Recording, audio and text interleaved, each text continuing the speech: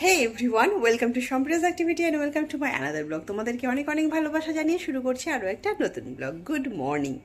সকালবেলায় এখন বাজে হচ্ছে 9টা। ঘুম থেকে উঠে ফ্রেশ হয়ে চা খেয়ে মেয়েকে খাওয়ানো কমপ্লিট। মেয়ে এখন ঘরের মধ্যেই খেলে বেড়াচ্ছে, আর ওর পাপা গেছে একটু বাইরে কাজে। আর আমি এবার শুরু করব আমার কাজকর্মগুলো। চলো তোমাদেরকে সঙ্গে নিয়ে তাহলে শুরু করা যাক। তো সকালবেলা যেমন সবার কাজ থেকে থাকে, সবার আগে তো বিছানাটা গোছানোর থাকেই, তো সেটাই এখানে করে নিচ্ছিলাম। আর এই সমস্ত প্রত্যেক দিনের কাজ তো চলতেই থাকবে, তাই না? এর মধ্যে দিয়েই ভালো মন্দ যায় সবার জীবনেই, তাই কখনো ভালো কখনো মন্দ, আর কখনো হয়তো খুব খারাপ যায়। তো আজকে মানে একটা কথা মনে হচ্ছিল যে মানে আমরা যেমনই থাকি না কেন বাড়িতে, ভালো থাকি মন্দ থাকি বা ঘরে যেমনই থাকি না কেন, বাইরে বা সমাজের কাছে হয়তো আমরা সেটা ম্যাক্সিমাম ক্ষেত্রেই প্রকাশ করি না যে আমরা কেমন আছি, কতটা ভালো আছি। কিছু মানুষ আছে যারা সমাজকে দেখাতে চায় যে অনেক বেশি ভালো আছি, অনেক বেশি খুশি আছি, কিন্তু আদতেও তা নয়। তো সেটা আমার মনে হচ্ছিল যে কি বলতো, মানুষকে দেখিয়ে বা সমাজকে দেখিয়ে কিন্তু কোনো লাভ নেই যে আমি কতটা খুশি আছি। আমি ব্যক্তিগত জীবনে আসলেই কি খুশি বা সুখী আছি, তাহলেই কিন্তু সেটাই মনের শান্তি। লোককে দেখিয়ে যে আমি খুশি আছি, আমি শান্তিতে আছি, সেটাতে আমার মনে হয় কোনো লাভ হবে না। তো নিজেকে ভালো রাখতে হবে। নিজে কিসে ভালো থাকবো, নিজে কি কি করলে নিজে খুশি থাকতে পারি, সবসময় সেটা করতে হবে। আর সেরকমভাবেই নিজেকে এবং নিজের পরিবারকে খুশি রাখতে হবে, শুধুমাত্র অন্যকে দেখানোর জন্য নয়। আমি তো এটা মানি, তোমরা কি মানো জানিও। কি করতো মা তুমি? খেলা করতো? পড়াশোনা করছো? বার্ডস কই মা, বার্ডস কই? বার্ডস পড়াশোনা করো। ও, অনেক পড়াশোনা করো। এটা কি? উড়ি বাবারে, লায়ন, টাইগার, টাইগার, উড়ি বাবারে, টাইগার। ও বাবা,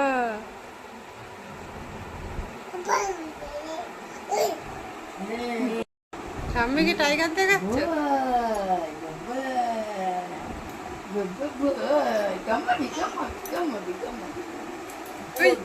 কাকলোটা ফেটে যাবে রে।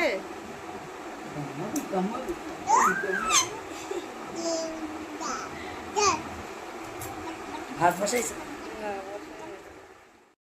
মাম্মাকে তো সকালবেলা খাইয়ে নিয়েছি, আর ওদিকে মাম্মা ওদিকে মানে ওর ঠাম্মির কাছে খেলছিল। আর আমাদের সকালে আজকে টিফিনটা ছিল, এই যে দেখতেই পেলে, আজকে টিফিনটা ছিল হচ্ছে পরোটা আর আলুর তরকারি। তো আজকে আর মানে রোজ রোজ ভাত খেতে তো একেবারেই ভালো লাগে না, তাই জন্য ভাবলাম যে চলো আজকে পরোটা আর রুটি মানে আলু তরকারি খাওয়া যাক।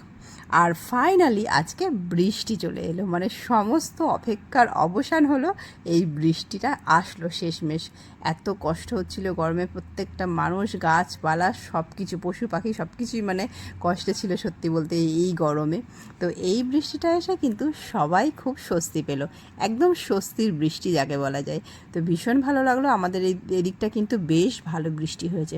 তোমাদের কাদের কাদের বাড়ির কাছে বৃষ্টি হলো কমেন্টে অবশ্যই জানিও। আর কেমন হলো বৃষ্টি, তোমরা কতটা উপভোগ করলে বৃষ্টিতে, সেটাও কিন্তু। আর এরপর সময় হয়ে গেছিলো মাম্মাকে খাওয়ানোর, তাই আমি ওর খাবার নিয়ে চলে এলাম। আর আজকে যেহেতু বৃষ্টি, তো মাম্মার জন্য দেখো একটু খিচুড়ি ছিল। খিচুড়িটা থাকে মাঝে মাঝেই থাকে, বৃষ্টির জন্য নয়। তো আর সঙ্গে ছিল আজকে কই মাছ।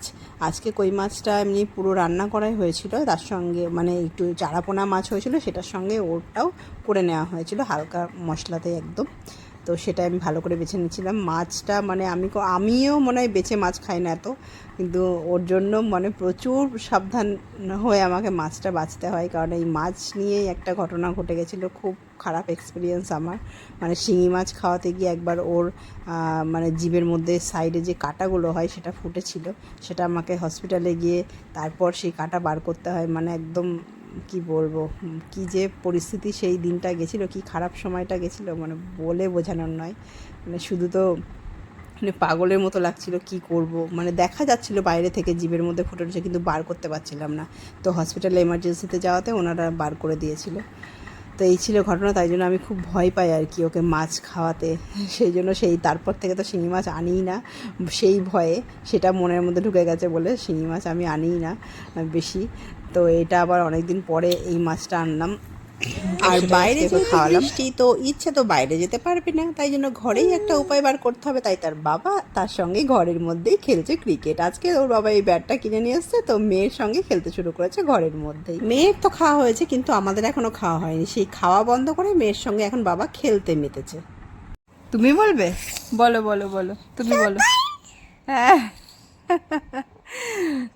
হ্যাঁ, তারপরে তারপরে কি করলো জানো? ইচ্ছে তোমরা দেখো কত আনন্দ পেয়েছে। ও বাবা, আমাকে বলতেই দেবে না, ও নিজেই বলবে।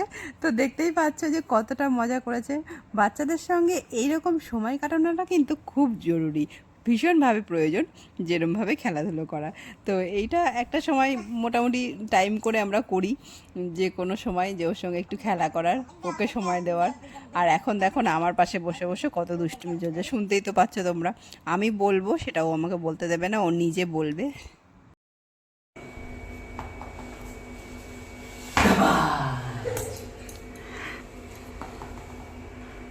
না না না না, এই যে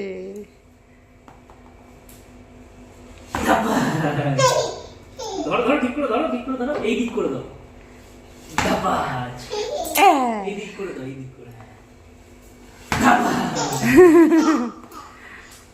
দাবাজ, দাবাজ। চলো চলো, ব্যাট করি।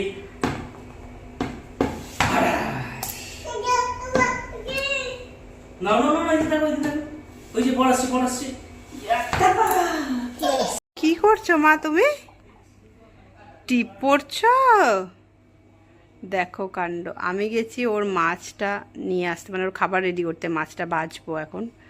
আর এদিকে ঘরের মধ্যে এইসব চলছে। এই যে ড্রেসিং টেবিলটা খুলে টিপ বার করে টিপ পড়েছে ম্যাডাম, আর কতগুলো ফেলেছে। তোমার তো টিপ পড়েছো, এই টিপটা পড়বে? ভালো, এই টিপটা ভালো।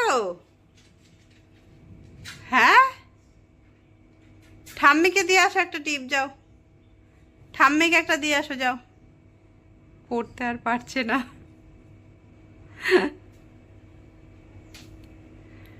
ঠাম্মিকে দিয়ে পড়েছে নাকে, এই যে পড়ে গেল নাক থেকে, যা যা পড়ে গেল।